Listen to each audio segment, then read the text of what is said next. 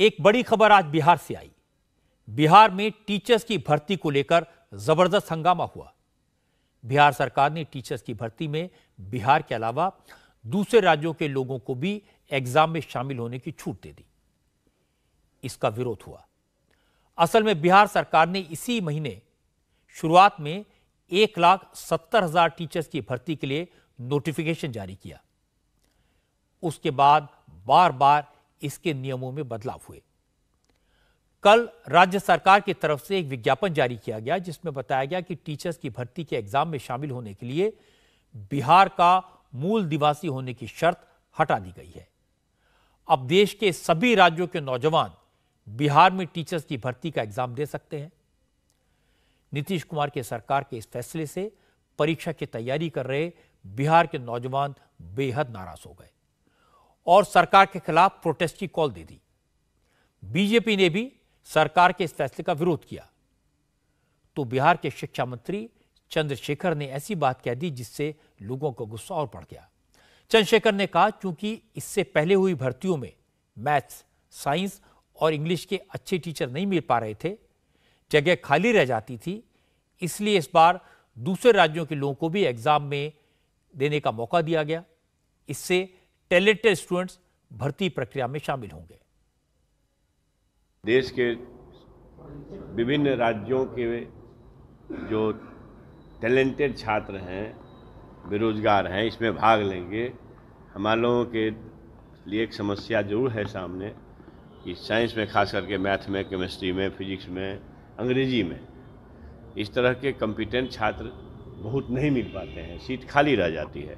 इसके लिए क्या किया, साइंस ब्लॉक में रिक्तियां रह जाती थी। आप देखें ना, या अध्यापक प्रधान शिक्षक की बहाली हुई और उसमें 6,000 में कितना 369 लोग आए। तो ये है कि बेहतरीन गुणवत्तापूर्ण शिक्षण कार्य के लिए गुणवत्तापूर्ण विषय के विशेषज्ञ आवे, और खास करके साइंस और अंग्रेजी की समस्या थी, इसलिए ओपन किया गया। हर बातों का विरोध होता है, अच्छी बात का भी विरोध होता है, बुरी बात का भी विरोध होता है, उसमें हमें क्या करना है। लेकिन शिक्षा मंत्री के इस बयान पर काफी रिएक्शन हुआ। मामला बढ़ा तो बिहार के rural development minister Shravan Kumar सामने आए। श्रवण कुमार ने एक नई बात कह दी। श्रवण कुमार ने कहा कि देश के सभी नागरिक बराबर हैं, सबको मौका मिलना चाहिए। देश का नागरिक किसी भी हिस्से में जाकर रोजगार कर सकता है, तो फिर बिहार में किसी के साथ डिस्क्रिमिनेशन कैसे किया जा सकता है। इसलिए शिक्षक भर्ती नियमों में संशोधन पर सवाल उठाना गलत होगा।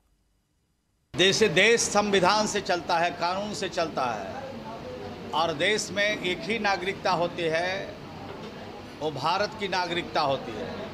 तो जो भी भारत की नागरिकता जिनके पास रहेगी, उस देश के किसी राज्यों में जाकर के रोजगार कर सकते हैं, नौकरी कर सकते हैं, व्यापार कर सकते हैं, और सरकारी महकमे में उनको भर्ती किया जा सकता है। इसलिए संविधान के हिसाब से नीतियां बनती है, संविधान के हिसाब से कार्रवाई होती है, और उसी के तहत ये सब निर्णय बिहार की सरकार ने लिया है। लेकिन नौकरी की उम्मीद में कई बरसों से इंतजार कर रहे बिहार के नौजवानों को सरकार की ये तर्क नागवार गुजर रहे हैं। छात्र संगठनों ने फैसला वापस लेने के लिए बिहार सरकार को 72 घंटे का अल्टीमेटम दिया है।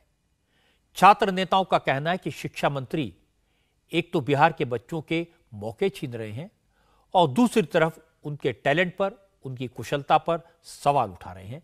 इसे बर्दाश्त नहीं किया जाएगा। शिक्षा मंत्री का दिमाग खसक गया है, उनको कांके जाने की जरूरत है। मैं उनका समुचित कांके में इलाज करवाने की व्यवस्था कर रहा हूं। शिक्षा मंत्री को डाटा नहीं पता है। STT 19 मेरिट में आके हम लोग पिछले 4 सालों से हैं।